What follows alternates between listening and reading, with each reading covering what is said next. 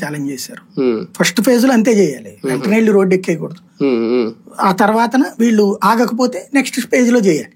ఎరువుల దాంట్లో మొదట స్టేట్మెంట్ ఇచ్చారు. అంటే ఇంకా 4 ఏళ్ల సమయం ఉంది కదా అని అట్లేం లేదు. బేసిక్ గా ఒకే రోజున అలా చెప్పగానే ఇలా పరిగెత్తేసేసి రోడ్డు ఎక్కేస్తే ప్రయోజనం ఏముంది? జనం కూడా తిట్టుకుంటారు. ముందు నిలదీయాలి, క్వశ్చన్ చేయాలి. చేస్తున్నారు ఇప్పుడు ఎరువుల విషయంలోనైనా దీంట్లోనైనా సరే. సెకండ్ ఫేజ్ లో యాజిటేషన్కి వెళ్ళారు ఎరువుల విషయంలో. ఇప్పుడు రేపు పొద్దున్న దీని మీద అయినా యాజిటేషన్కి వెళ్తారు వాళ్ళు. ఒకటే గుర్తు, ప్రజలకి ప్రయోజనం చేకూర్చేటటువంటి పనుల విషయంలో జరుగుతున్న తేడా. వీళ్ళు ఇలా రైట్ చేయకపోతే అసలు ఈ చర్చే జరిగేది కాదు, కూల్గా వెళ్ళిపోయేది. ఇదివరకు కోఆపరేటివ్ సెక్టర్ ఎట్ట డైరెక్ట్ గా అమ్మేశారు, అంతే ఇచ్చేసేస్తారు. అరెస్టుల భయం, లిక్కర్ స్కామ్ భయం, సోషల్ మీడియా అరెస్టుల భయం కాస్తంతైనా తగ్గిందా ఈ మధ్యకాలంలో వైసీపీలో? అది ఇంకా కంటిన్యూ అవుతుంది? అదేం లేదు. అదే జరిగి ఉంటే గనక ఇంత సింపుల్ యాజిటేషన్ ఉండేది కదా. అంటే యాజిటేషన్ చేశారు, ధర్నాలు, ఇప్పుడు కింద పడి కొట్టుకోవడాలు, డొల్లుడాలు, ఇట్లాంటిది ఏం లేదుగా. దూకడాలు, నేపాల్ తరహా వ్యవహారాలు ఏం లేవు కదా బేసిక్ గా.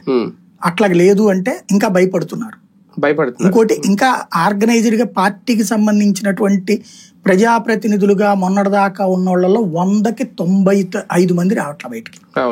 100కి 95 మంది ఇప్పటికీ మొదటితో పోల్చుకుంటే ఇంకొక శాతం బయటకు వచ్చారు. ఇంకొక శాతం అంతే. కార్యకర్తలు అయితే ఇంకా చాలా మంది రావట్ల. అంటే ఇంకా టైం ఉందన్న 4 ఏళ్ళు? భయం మధ్యలో అన్న మార్పులు, దూకుళ్ళు, గోడ మీద ఏమైనా నిలబడి కొంతమంది ఏమన్నా ఉన్నారనుకోవాలి. వీళ్ళకి భయం. ఇప్పుడే వెళ్ళి ఎందుకు ఊరికి ఇంతమంది మన వాళ్ళు తెలిసిన వాళ్ళు అందరూ అరెస్ట్ అయ్యారు, మనకి ఎందుకు ఈ పెంట.